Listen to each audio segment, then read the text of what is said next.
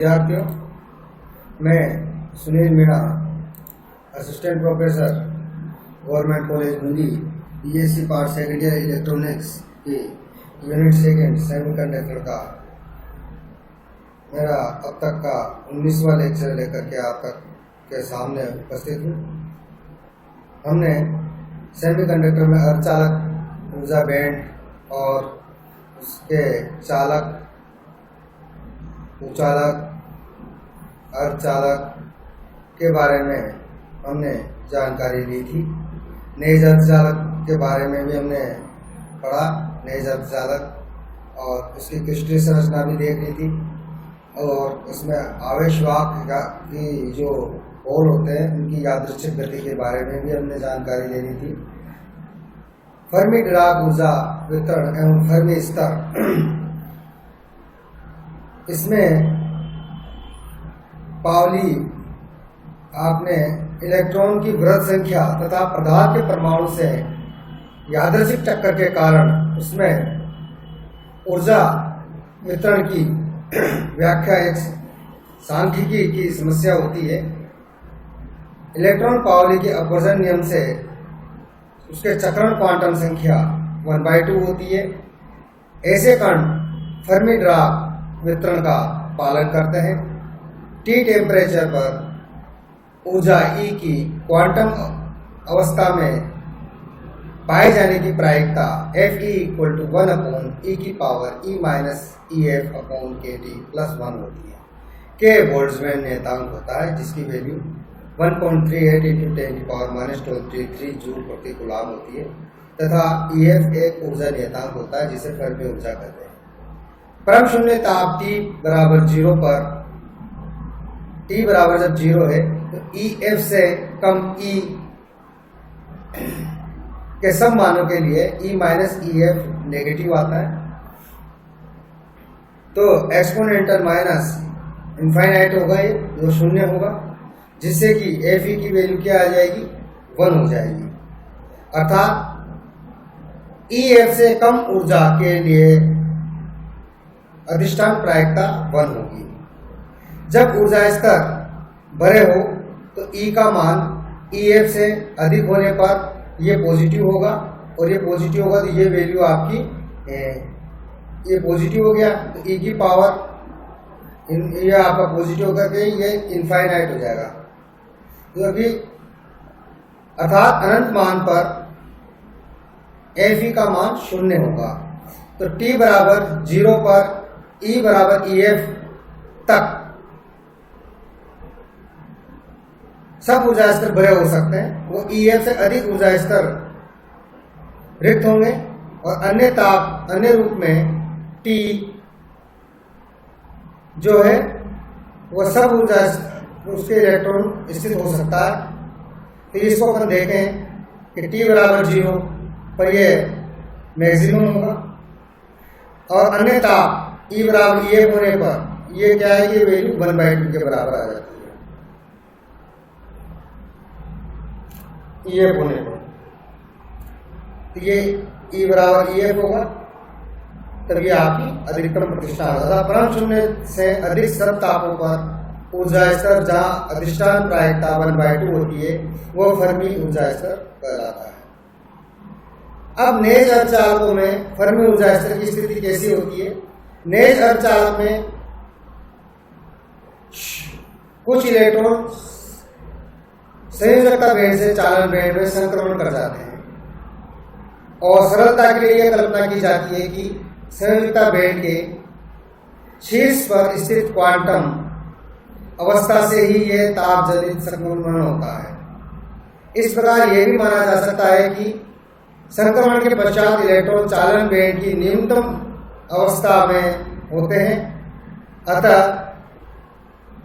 Crystal में प्रति एकांक आयतन n इलेक्ट्रॉन हो तो फर्मी डिराक प्रायिकता के नियम के अनुसार T बराबर ताप T पर चालन बैंड में E = EC के निकट क्वांटम अवस्था का जो फलन होगा वो आपका NC कोवैलेंट बॉन्ड NEC, ये आपका या EC आ जाएगा N/EC - EF/kT + 1।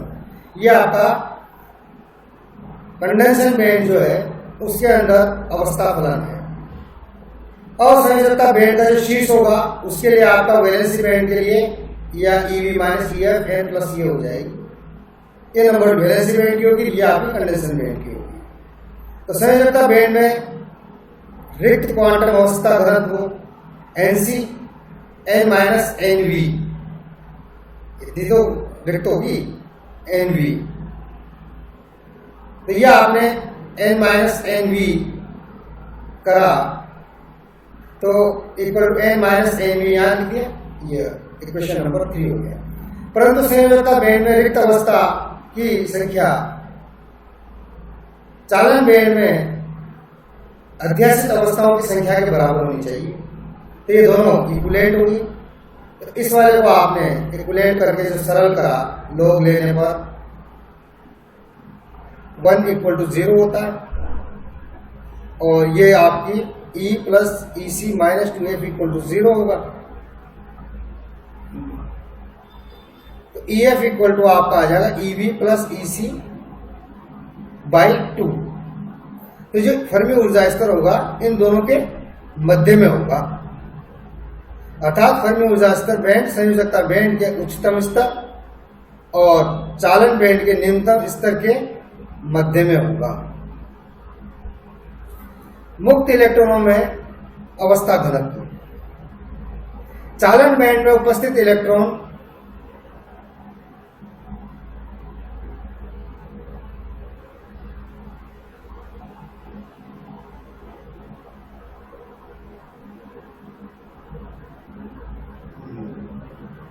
मुक्त इलेक्ट्रॉनों में अवस्था घनत्व, चालन बैंड में उपस्थित इलेक्ट्रॉन उसके निम्नतम स्तर के निकट क्वांटम अवस्थाओं में स्थित होते हैं, वह शेष बैंड रिक्त होता है। अतः इन इलेक्ट्रॉनों को मुक्त माना जा सकता है। तो मुक्त इलेक्ट्रॉन की गतिज ऊर्जा E equal to 1/2 mv square equal to p square by 2m के बराबर होगी। p संवेग है जो कि डी ब्रोगली तरंग दैर्ध्य से संबंधित है, तो p equal to h upon lambda होता है। यदि हम एक के तरंग सदिश को परिभाषित करें तो तरंग संरचना की दिशा में एकांक लंबाई में कलांतर के तुल्य होता है, तो k equal to 2 pi upon lambda होता है, जो कि मुक्त इलेक्ट्रॉन के लिए k इक्वल टू आपका हो जाएगा, लैम्बडा की वैल्यू यहां रखी, लैम्बडा की वैल्यू आपकी आ जाएगी तो 2 पाई अपॉन लैम्बडा, तो k equal to 2 pi h upon p हो जाएगा। तो p इक्वल टू अपने पास आ जाएगा hk upon 2 pi, p equal to hk upon 2 pi. तो समीकरण 1 में p square by 2m equal to e के बराबर कर दिया, तो k स्क्वायर की वैल्यू आपके पास 8 pi square m upon h square e आ जाएगी।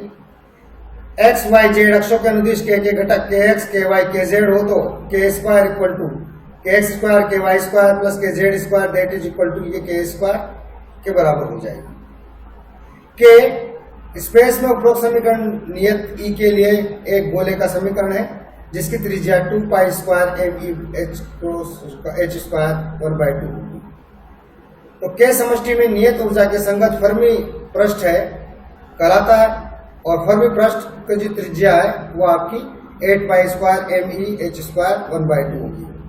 यदि Lx Ly Lz भुजा वाले V equal to Lx Ly आयतन के बराबर षष्ठ फलक पर अपन विचार करें तो तरंग दैर्ध्य जो कि एक मुक्त इलेक्ट्रॉन प्राप्त कर सकते हैं निम्न होगी। x दिशा में L equal to Lx upon N1, y दिशा में Ly अपॉन N2 और z दिशा में Lz N3 होंगे।